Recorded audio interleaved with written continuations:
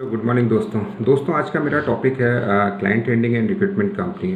तो मेरा ये व्यक्तिगत मानना है कि एक अच्छा रिक्रूटर बनने के लिए आपको क्लाइंट हैंडलिंग स्किल्स होना बहुत ज़रूरी है। तो आज के इस वीडियो में मैं आपको कुछ ऐसे टिप्स दूंगा कि आप किस तरीके से इफ़िशिएंट क्लाइंट हैंडलिंग कर सकते हैं, किस तरीके से आप क्लाइंट का सेटिस्फेक्शन आप ले सकते हैं और किस तरीके से आप मैक्सिमम क्लोजर्स लेके आ सकते हैं। तो दोस्तों इसके लिए आपको थोड़ा सा बैकग्राउंड में जाना पड़ेगा एंड रिक्रूटमेंट को समझना पड़ेगा कि हाउ दिस रिक्रूटमेंट वर्क। तो दोस्तों अगर कोई भी कंपनीज हो, चाहे वो आपकी बिग साइज़ कंपनी हो, चाहे स्मॉल साइज़ कंपनीज हो, चाहे वो मिड साइज़ कंपनी होती उसके काफ़ी वेंडर्स होते हैं। एंड ये कभी सोच के मत चलो कि वो जो रिक्वायरमेंट आ रही है वो सिर्फ आपको ही आ रही है और किसी को नहीं आ रही है। ये जो एचआर्स होते हैं बेसिकली उनको एक स्ट्रिक्ट डेडलाइन मिलती है ऊपर से कि आपको उस समय में वो रिक्वायरमेंट को कैसे भी क्लोज करना है। तो वो हमेशा आप जो भी रिक्वायरमेंट आपको दे रहे हैं, आपके अलावा 2 या 3-4 वेंडर्स को दे रहे हैं and simultaneously they are working with other vendor as well. तो जब भी आप किसी एचआर के साथ काम कर रहे हैं तो थोड़ा सा प्रॉम्प्ट रहें। जैसे ही जेडी मिलता है, जेडी का अंडरस्टैंडिंग अच्छा लें। अंडरस्टैंडिंग के लिए मैंने बहुत अच्छे कुछ वीडियोस बनाए हैं, आप उनको रेफर करो। उसमें 4 या 5 जो पॉइंट होते हैं कि what skill they are looking for, which location they are looking, what is their budget, what is their location and notice period. तो आप इन चीज़ों को ध्यान रखें एंड उसमें थोड़ा सा प्रॉम्प्ट प्रोफाइलिंग आप दें। और मैंने काफ़ी ऐसे रिक्रूटर्स को देखा है कि कुछ रिक्रूटर्स तो ऐसे हैं कि जो बहुत ही ज़्यादा फ्रिक्वेंटली जंप करते हैं, एक रिक्वायरमेंट, दूसरे रिक्वायरमेंट, तीसरा रिक्वायरमेंट, एक एचआर, 2 एचआर।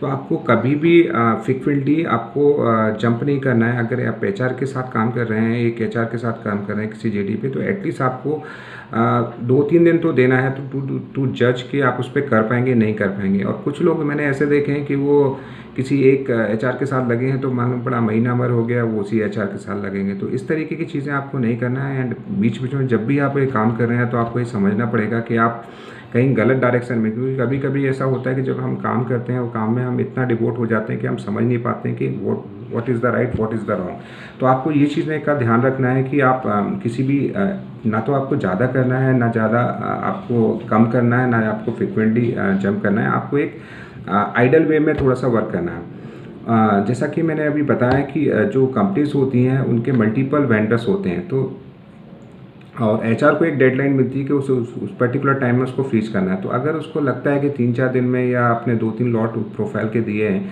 उसको लगता है कि नहीं नहीं यहाँ पे नहीं आएगा, तो इमिडिएटली वो जंप करता है दूसरे वेंडर को।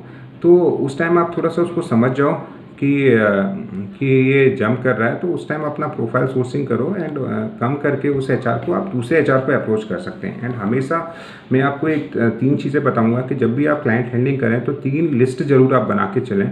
सबसे पहले आपका एक्टिव एचआर लिस्ट, जिसमें आप जिनके साथ आपका कनेक्शन अच्छा है, जिनके साथ आप काम कर रहे हैं फ्रॉम द लॉन्ग टाइम, वो आप बना के चलें। दूसरा अप्रोचिंग लिस्ट बना के चलें, अप्रोचिंग एचआर लिस्ट, जिनको आप अप्रोच कर रहे हैं, जिनके साथ आप थोड़ा सा बीच में प्रोफाइल सोर्सिंग कर रहे हैं। और एक तीसरा लिस्ट बना के चलें कि न्यू और target HR list, new HR list. इन तीनों लिस्टों को आप थोड़ा सा आपको जंप करना पड़ेगा। हो सकता है कि जो अप्रोचिंग लिस्ट है वो आपका एक्टिव एचआर लिस्ट में आ जाए, एक्टिव एचआर लिस्ट आपका अप्रोचिंग में आ जाए। तो इस तरीके से आपको, क्योंकि जो भी एचआर होते हैं, ये मैंने नहीं देखा है कि कोई भी एचआर होता है वो किसी रिक्रूटर के साथ लॉन्ग टर्म से कनेक्ट होता है। बिकॉज एक लेवल के बाद जहाँ पर भी उसकी पोजीशन क्लोज नहीं हुई, उसका डिस्कम्फर्ट जाता है आपके, और वो इमिडिएटली दूसरे वेंडर पे स्विच कर देता है। और जब भी आप किसी नए एचआर को अप्रोच करो तो इस चीज़ का हमेशा ध्यान रखो कि वो जो नया एचआर आया वो कहीं ना कहीं उसका जो वेंडर था, जो भी उसका फेवरेट वेंडर था, उस वेंडर ने वो रिक्वायरमेंट क्लोज नहीं किया, इसलिए वो आपके पास आया। तो जो भी वो रिक्वायरमेंट आ रही है वो सिंपल नहीं होगी, वो डेफिनेटली उसमें आपको चैलेंजेस आएंगे, आपको डुप्लीकेसी फेस करना पड़ेगा। क्योंकि मैंने बहुत सारे ऐसे रिक्रूटर देखे हैं जो हमेशा वो जंप करते हैं। उनको कोई भी एचआर ने अप्रोच किया, कुछ भी उसको नया जेडी मिला, सडनली वो जंप और suddenly start to work on their JDs.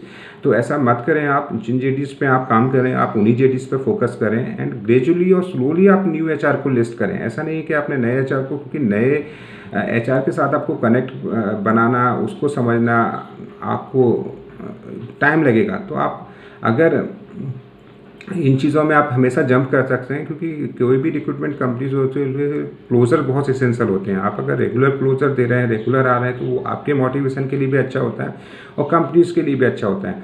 तो एक अच्छा क्लोजर लाने के लिए, रेगुलर क्लोजर लाने के लिए आपको क्लाइंट हैंडलिंग अच्छी तरीके से इन्वॉल्व करना पड़ेगा। एंड जैसा कि मैंने बताया कि this is the very good way कि पहले क्या होता था कि जो आपका क्लाइंट हैंडलिंग होता है generally that is limited to only the lead HR और लीड रिक्रूटर सॉरी और मैनेजर्स, बिकॉज उनके पास वो रिक्वायरमेंट आता था, वो रिक्रूटर्स को देते थे और रिक्रूटर उन पर काम करता है। बट अभी क्या हो गया कि कोविड के टाइम में कि रिक्रूटर्स को भी तो एक इन्वॉल्वमेंट मिल गई है कि वो डायरेक्टली क्लाइंट से डिस्कस करते हैं, रिक्वायरमेंट लेते हैं। और उसमें सबसे जो बेस्ट थिंग है कि जब भी क्या होता है कि मल्टीपल लोग किसी प्रोसेस में इन्वॉल्व होते हैं तो उसमें हमेशा नॉलेज का जो नॉलेज गैप हो जाता है।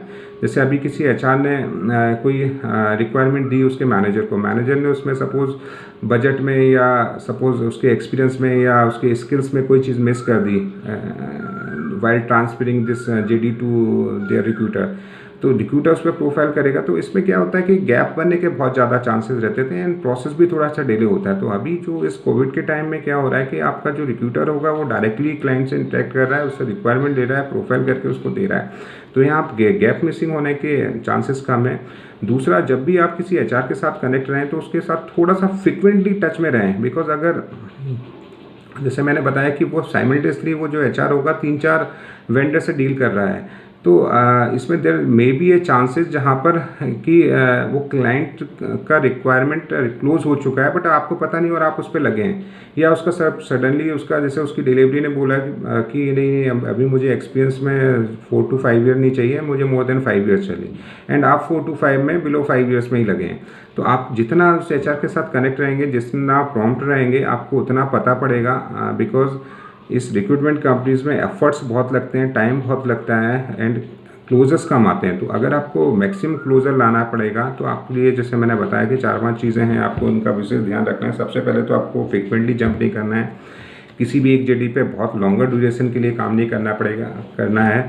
3 लिस्ट बना के चलें, इन तीनों को आप रिव्यू करो वीकली बेसिस पे या मंथली बेसिस पे कि आपके कौन से एक्टिव एचआर लिस्ट हैं, कौन से आपके अप्रोचिंग लिस्ट हैं, कौन से आपके जो न्यू हैं, और उनको वॉच करो। और उनके साथ किसी के साथ भी आपको रिलेशन ख़राब नहीं करना है, प्रोफेशनल कनेक्ट, आपको सभी के साथ प्रोफेशनल कनेक्ट रहना है, बट उनको जंप कर दो और वो भी जंप होंगे। अगर आप नहीं जंप होंगे तो वो जंप होंगे, बट उसको करते रहो। और दूसरा, जब भी आप प्रोफाइल सोर्सिंग कर रहे हैं किसी पे तो उसमें प्रॉम्प्टनेस बहुत ज़रूरी है, क्योंकि जेडी के इन बिटवीन जब भी क्योंकि डिलीवरी टीम भी जब इंटरव्यू लेता है, इंटरव्यू के टाइम में भी वो उसको थोड़ा सा डिटेल में जाता है, एंड वो भी कभी कभी उनको जैसे टेक्नोलॉजी में ही है, फुल स्टैक नहीं चाहिए, या उनको सपोज एंगुलर का रिक्वायरमेंट था, अभी वो कहते हैं कि नहीं यार मुझे ऐसा बंदा चाहिए कि उसको PLSQL भी आना चाहिए, या कोई सपोर्ट का प्रोजेक्ट था तो वो कहेंगे कि मुझे ऐसा बंदा चाहिए कि यार कोई सपोर्ट का होगा। तो जब वो इंटरव्यू लेते हैं तो वो रिफाइन करते हैं, और रिफाइन के हिसाब से वो अपने क्लाइंट एचआर को बताते हैं। तो जितना आप क्लाइंट एचआर के साथ कनेक्ट रहेंगे वो चीज़ें बताएगा।